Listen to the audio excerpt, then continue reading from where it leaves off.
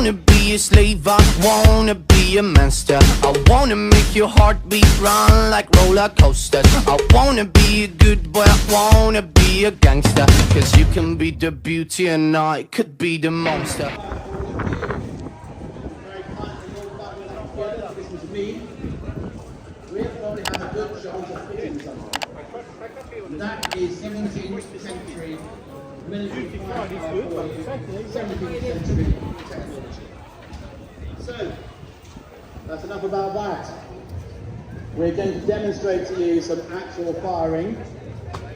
My musketeers here, led by Sergeant Starr in the corner, who's just awaiting my cue.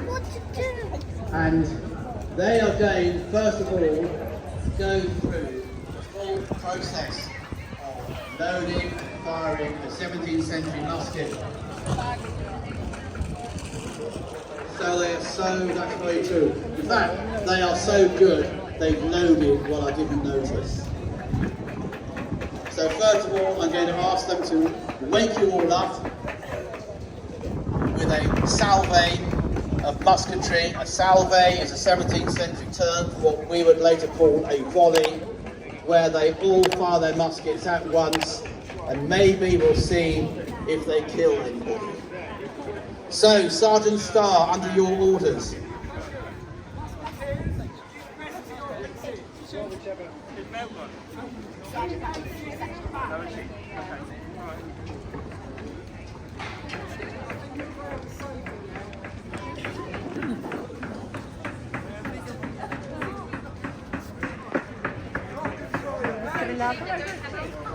Ladies and gentlemen, if you feel the need, please cup your hands loosely over your ears. It's not a good look, but it will be less painful that way.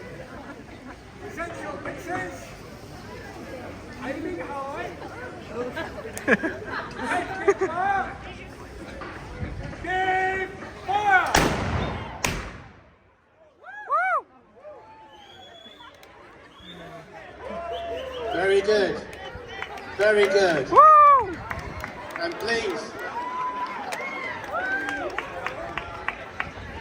ladies and gentlemen, it's not over yet. We have a slow firer. Most of my men, they go off at the first touch, but Musketeer Parker here, he knows how to hold his fire until the right moment.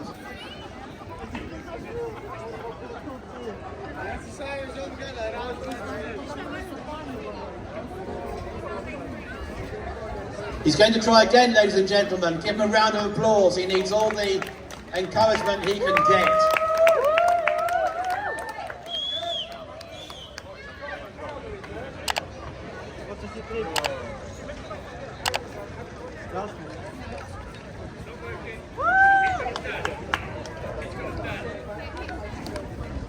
Sorry, ladies and gentlemen, he's unable to perform. He'll be back later, I hope. Anyway, that was, you are in a sec, that was a musketeer's salve. And was that quite loud? Yes! Yes! No! Well, don't forget, in the 17th century, they had no cars, they had no trains, no planes, no hi-fi, no factories. They did not have the loud noises we are used to. It was all very, very quiet. And then think, they come to their first battle, they hear that. It's very frightening. These musketeers may not hit very much. I mean, look at you. You're all still alive. Not one of you was hit. But it is frightening, and people run away. And though we don't like to admit it, a lot of those Civil War battles were won by those soldiers that didn't run away. Obviously soldiers like my regiment, who never run, I think. They walk away sedately. Anyway, what we're going to do now, the musketeers are going to run through the full list of orders and postures as to how to load and fire a musket. And then we'll do some more shooting. So, Sergeant Starr, kindly start the orders.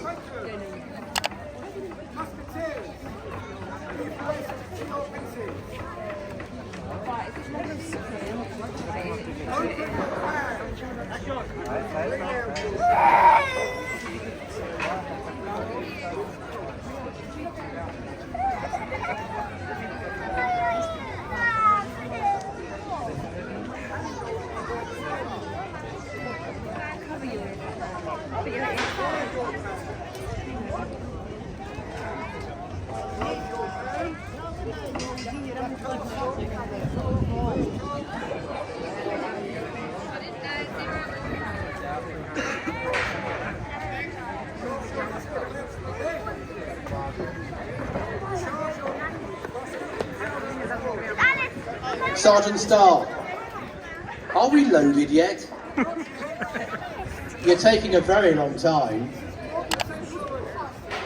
Modern technology cannot be rushed. It's just as well we're not in a battle because my soldiers would all be dead. Please, can you get a move on? How many more orders do we have to give? Many. Lots. Oh, good.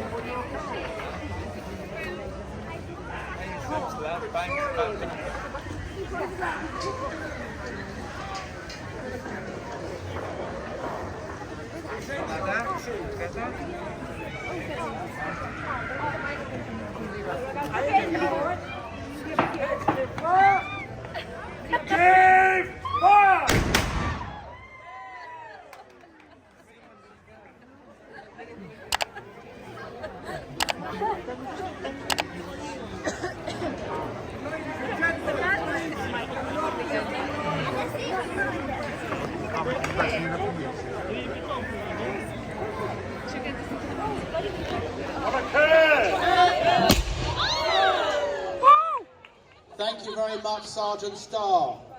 Thank you.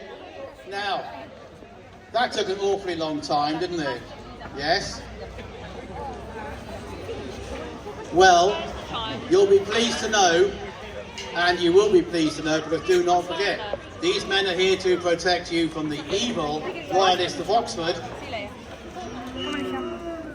In a battle, once they're trained, they can open fire a lot more quickly. So I'm going to ask Sergeant Starr to give the orders for firing under battlefield conditions. So Sergeant Starr, kindly start giving the orders to fire under battlefield conditions.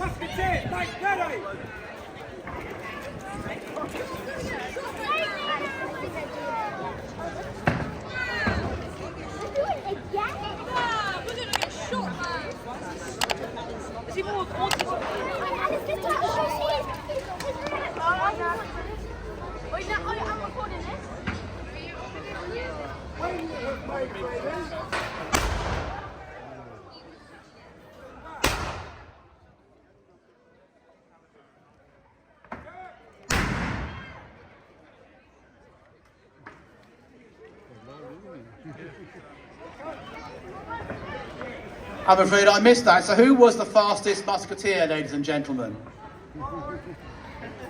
Clever clogs over here, yes? Of course it was. Well done, Corporal Hollands. His rate of promotion, I can't keep up. So, as you can see, under battlefield conditions, they can load and fire a lot more quickly.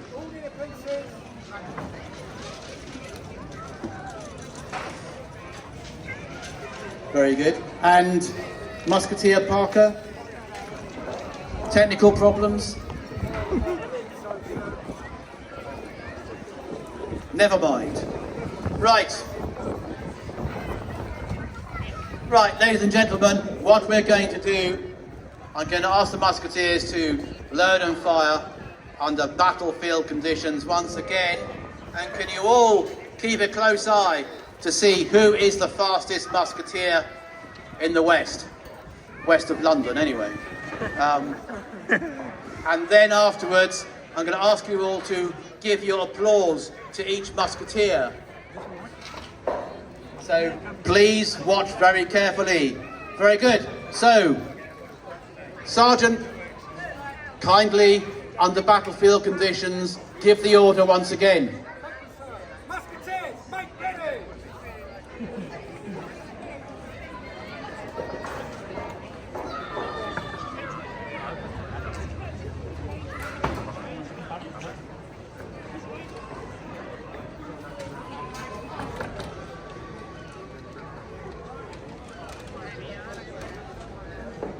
When you're ready, sentries will fire.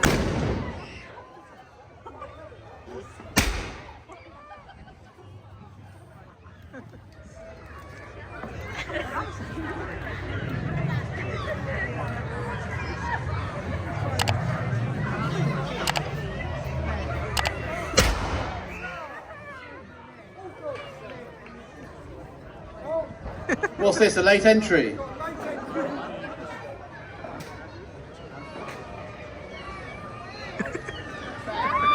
All right, ladies and gentlemen, I'm going to ask you who was the best. So, Musketeer Hollands, round of applause.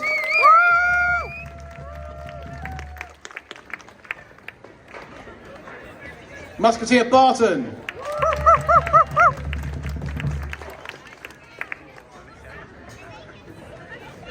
Sergeant Starr.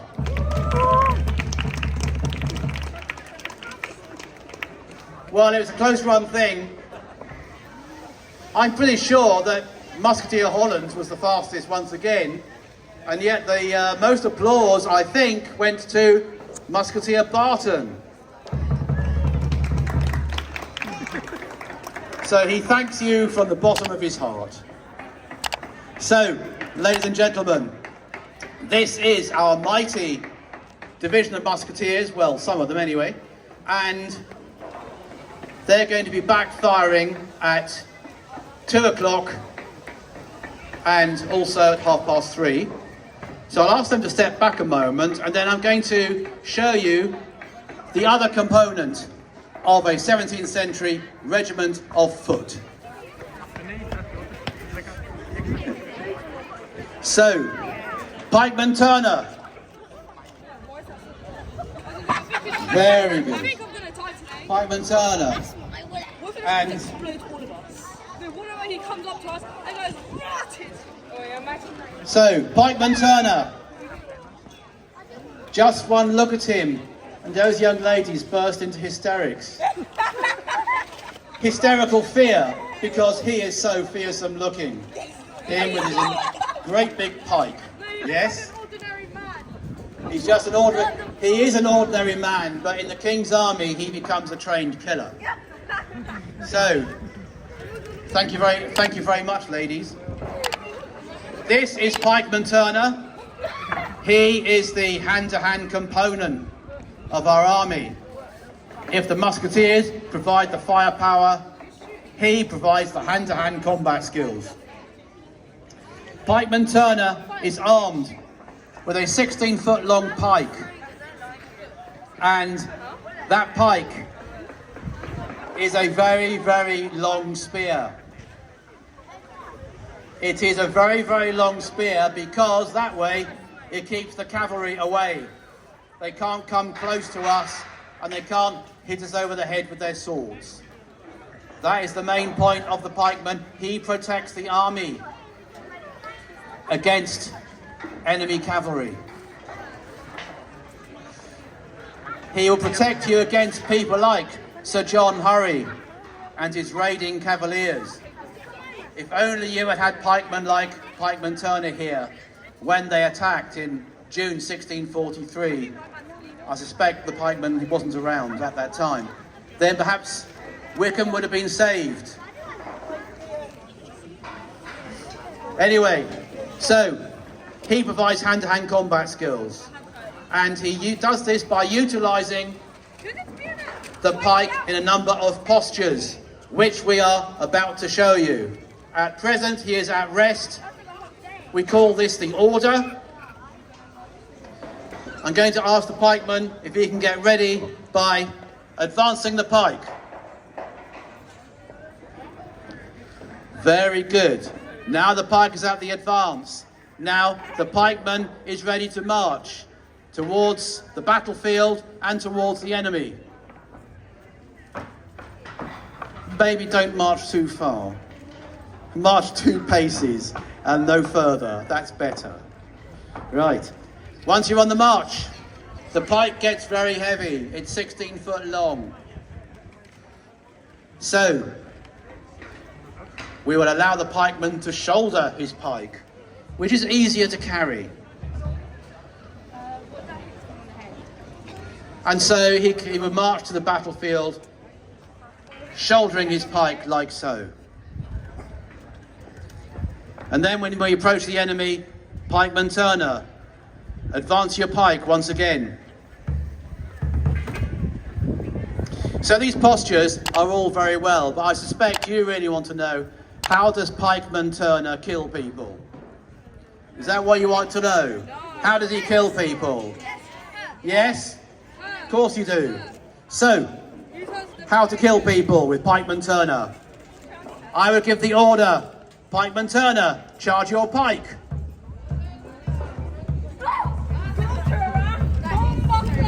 And lunge. Lunge. Lunge again. You missed. Advance your pike. Advance your pike.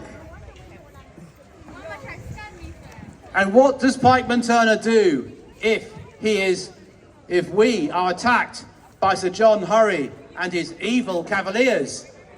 Then he charges pike for horse. Charge pike for horse.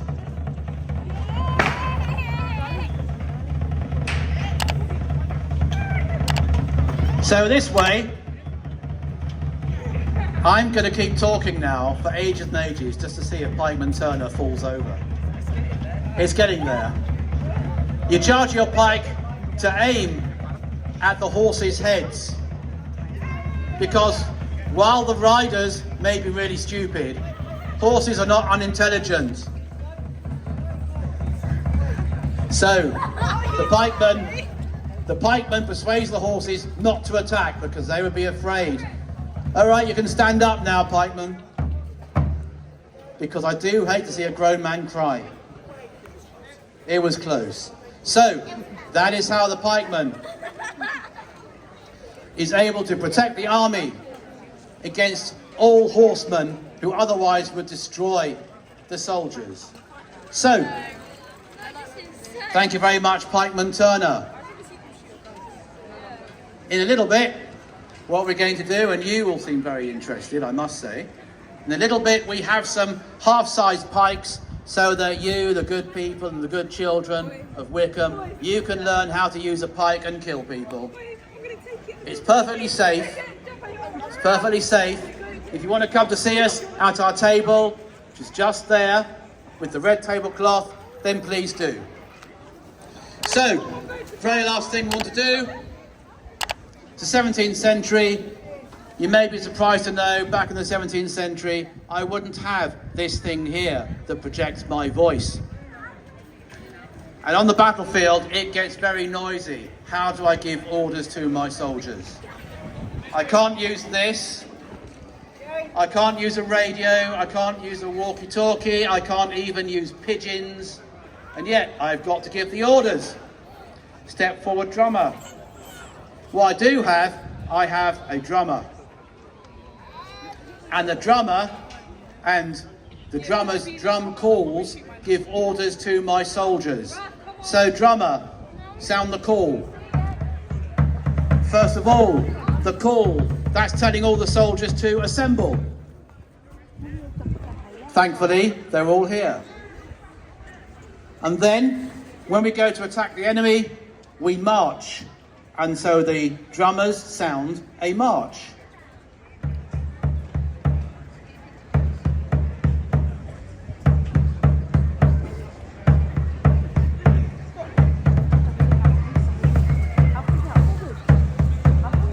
And that was. And which march was that? So not my favourite march.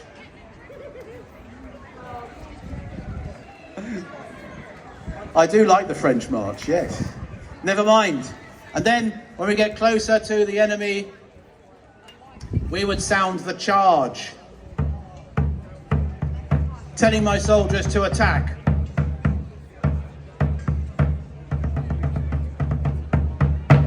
Very good. Thank you. And if the day goes badly, I would tell my soldiers regretfully and tragically, no, we have to retreat.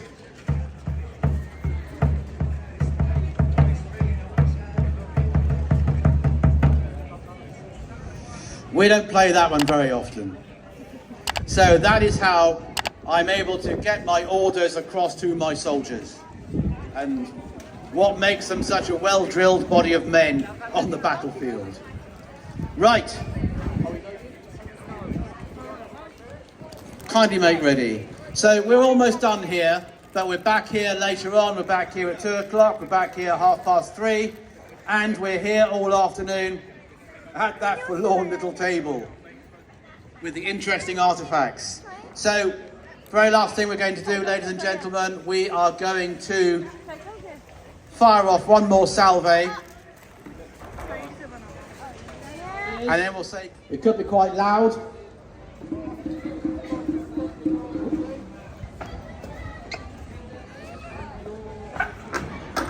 All right, ladies and gentlemen, Mr. Starr, under your order.